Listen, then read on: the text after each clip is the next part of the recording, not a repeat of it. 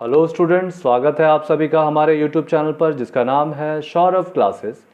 आज मैं आधुनिक भारतीय इतिहास से एक काफ़ी रोचक विषय राष्ट्रवाद और उसे प्रेरित करने वाले तत्व इस विषय को लेकर उपस्थित हुआ हूँ। तो चलिए शुरू करते हैं। 19वीं शताब्दी में राष्ट्रवाद को प्रेरित करने वाले तत्वों का वर्णन करें। भारत में राजनीतिक चेतना का उदय 19वीं शताब्दी की एक महत्वपूर्ण घटना है। राजनीतिक चेतना की अभिव्यक्ति राष्ट्रीयता के विकास के रूप में हुई। इस राजनीतिक चेतना और राष्ट्रीयता को उत्पन्न करने के लिए अनेक कारक उत्तरदायी रहे। पहला जो कारक है वह है साम्राज्यवादी आर्थिक शोषण। राष्ट्रीयता के उदय का प्रमुख कारण थी अंग्रेजों ने भारत की निर्मम आर्थिक लूट की। इसके लिए उन्होंने जिन तरीकों को अपनाया उनमें से कुछ प्रमुख तरीके थे भारत में मुक्त ब्रिटिश व्यापार, भारतीय वस्तुओं पर ब्रिटेन में भारी कर, भारत से कच्चे माल का निर्यात, भारी सीमा शुल्क, लगान की ऊंची दरें आदि। इन नीतियों के कारण देश में हस्तशिल्प तथा उद्योग पूर्णतः नष्ट हो गए तथा गरीबी और भूखमरी बढ़ गई। इसी कारण कृषि पर जनसंख्या का बोझ बढ़ गया तथा ग्रामीण ऋणग्रस्तता में वृद्धि हुई। भारी लगान व लूट के अन्य तरीकों द्वारा भारतीयों में असंतोष व आक्रोश में वृद्धि हुई। अंग्रेजों ने भारतीय आर्थिक ढांचे में भी बदलाव किया। इसके लिए उन्होंने भारत की आत्मनिर्भर ग्राम इकाई पर आधारित अर्थव्यवस्था को नष्ट कर दिया और इनके स्थान पर सामंत, काश्तकार, महाजन, सूदखोर आदि वर्गों का सृजन किया। इन वर्गों ने भारतीयों पर आर्थिक शोषण और अत्याचार प्रारंभ कर दिए। यातायात के लिए आर्थिक साधनों के विकास ने भी भारत में राष्ट्रीयता के उद्भव में सहायता दी। अंग्रेजों ने अपने आर्थिक हितों के लिए रेल, डाक, तार आदि का विकास किया था, परंतु भारतीयों ने इसका उपयोग देश के विभिन्न भागों में के लोगों तक राष्ट्रीयता का संदेश पहुंचाने के लिए किया।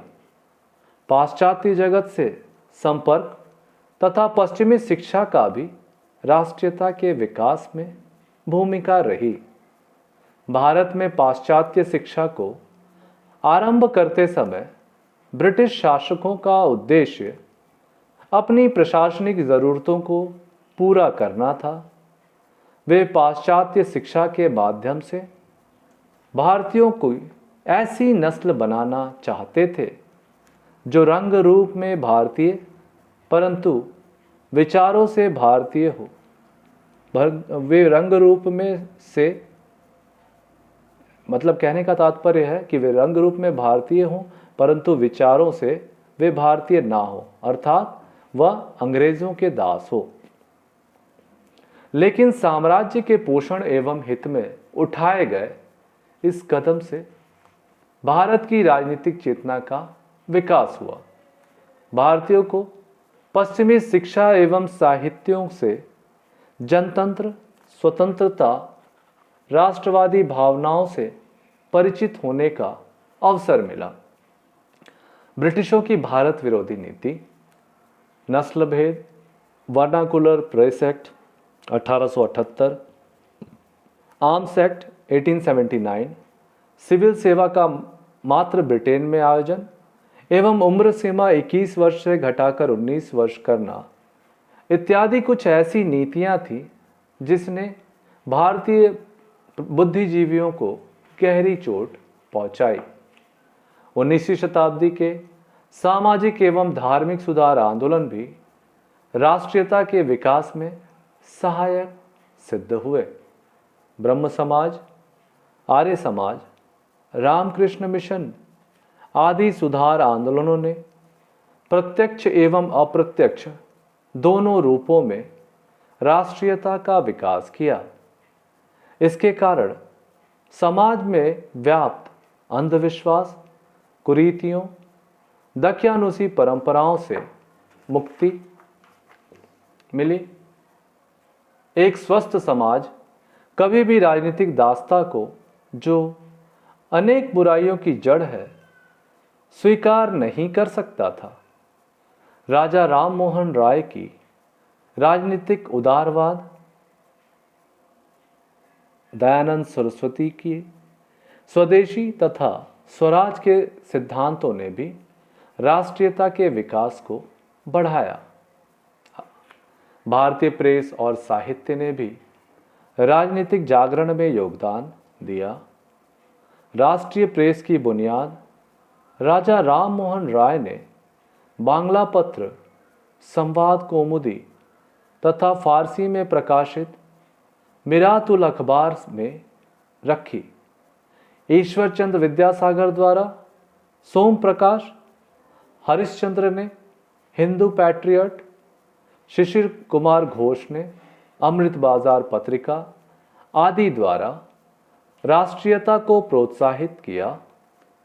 प्रेस ने जनमत जागृत करने के साथ साथ विदेशी शासन के दोहरे चरित्र को बेनकाब किया। 19वीं शताब्दी में साहित्य द्वारा विभिन्न क्षेत्रों में जागृति प्रारंभ हुई। हिंदी में भरतेंदु हरिश्चंद्र ने अपने नाटकों, लेखों और कविताओं के द्वारा जनता में आर्थिक शोषण का प्रत्यक्ष दर्शन कराया। बांग्ला में बंकिम चंद्र का आनंद मठ क्रांतिकारी आंदोलनकारियों का गीता बन गया। इसके अलावा भी अन्य क्षेत्रीय भाषाओं में देशभक्ति से ओतप्रोत साहित्यों की रचना हुई, जिसने राष्ट्रीयता की भावना को विकास को प्रेरित किया। प्राच्यवादियों ने भी राष्ट्रीय चेतना के उदय में सहायता दी। विल्सन, जॉन्स, प्रिंसप, हेवल आदि ने भारतीयों को उनके गौरवमय अतीत एवं उन्नत संस्कृति व सभ्यता से अवगत कराया, जिससे प्रेरित होकर भारतीयों ने वर्तमान दास्ता एवं पिछड़ेपन से मुक्ति पाने एवं पुनः गौरवमय भविष्य की स्थापना के लिए सभी एकजुट हो गए। इस प्रकार से हमारा यह विषय यहाँ समाप्त होता है। आज के लिए बस इतना ही। धन्यवाद।